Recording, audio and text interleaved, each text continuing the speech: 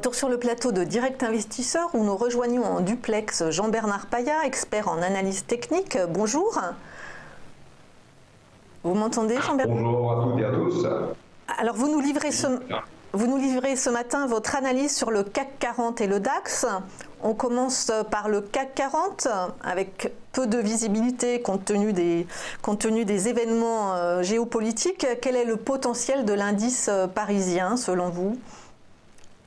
Alors, écoutez, depuis plusieurs semaines maintenant, le CAC 40 évolue sans tendance de fond.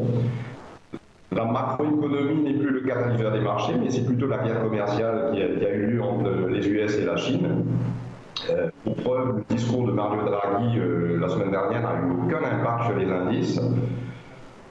Hier, en effet, après la clôture de Wall Street, Donald Trump a annoncé l'imposition de nouvelles taxes douanières à hauteur de 10% sur plus de 200 milliards de dollars d'importations chinoises, annonçant dans la foulée des taxes douanières additionnelles si jamais Pékin venait les appliquer. Donc, quelque part, pour moi, nous continuons sur le CAC à évoluer dans un biais baissier. Les niveaux en dessous des 5365 points, le biais restera baissier. Nous nous en approchons aujourd'hui à l'ouverture. Ensuite, entre 5365 points et 5385 points, on sera dans une zone neutre. Territoire positif pour l'indice parisien se situera au-dessus de 5385 points. Mais signalons tout de même qu'un pullback dans la zone des 5285 points ne constituerait pas un danger. En revanche, la cassure des 5240 points ne serait pas de bonne augure pour l'indice CAC 40. Ces prévisions sont à quelle échéance à peu près? Alors, c'est à échéance journalière. C'est à échéance journalière, tout à fait. C'est à échéance journalière, mais vous savez, le marché bouge tellement vite en ce moment que, voilà, ce soir, ou après-midi, avec une clôture au-dessus de ces niveaux de 5385 points, nous pourrions nous retrouver dans un territoire positif. La réaction... Ce aussi, c'est que ces derniers temps...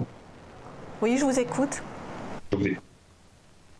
Je disais que les marchés évoluaient au tweet de Donald Trump. Mais hier qu'il a pris sa décision et qu'on sait que le taux d'imposition sur les importations chinoises, je pense que les marchés sont plus, on va dire, plus calmes. Parce que ce que les marchés n'aiment pas, c'est surtout de ne pas savoir. Et là, on sait. On sait où on va, et donc je pense que voilà, les marchés vont plus calmement, on va dire. Les investisseurs seront quelque part un peu plus sereins.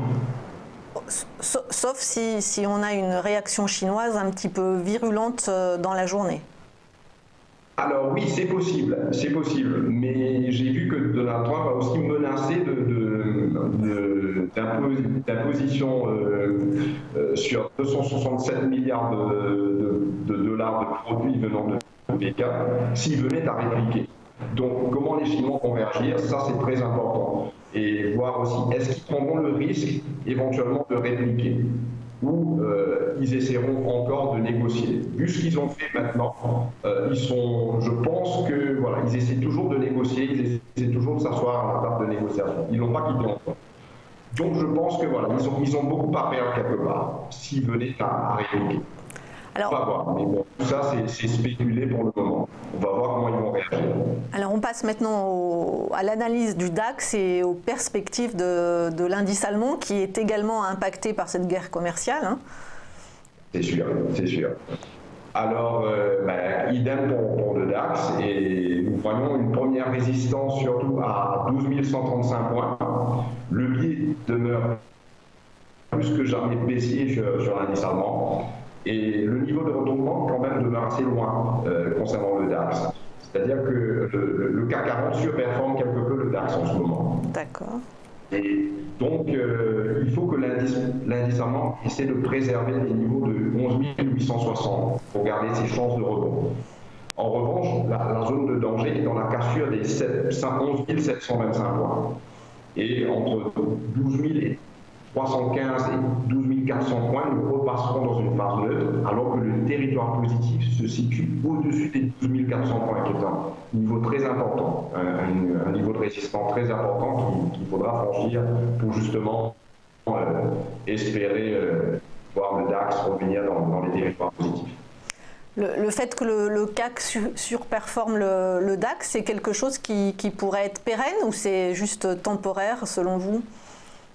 Alors, ce qui se passe aussi, ce qu'il faut dire, c'est que voilà, les Allemands exportent plus vers les États-Unis. Donc, quelque part, ce qui se passe aux États-Unis impacte beaucoup plus le DAX que le CAC.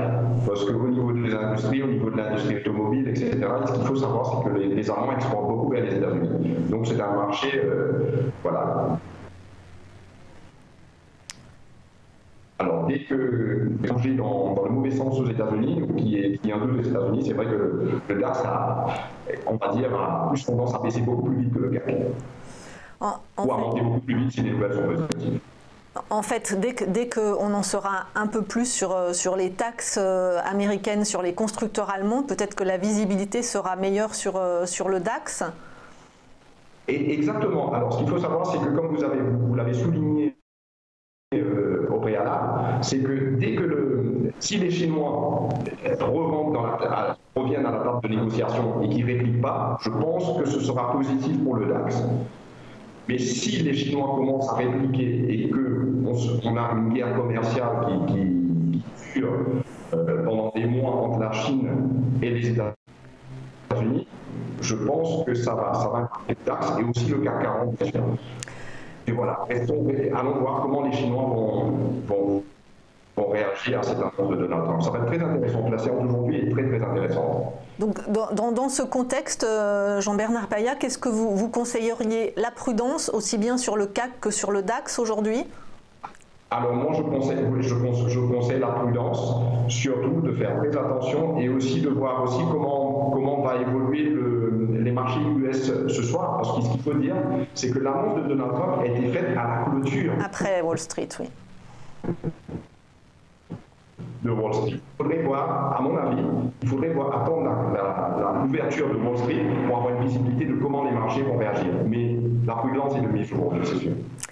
Merci beaucoup Jean-Bernard Paya, expert en analyse technique. Au revoir.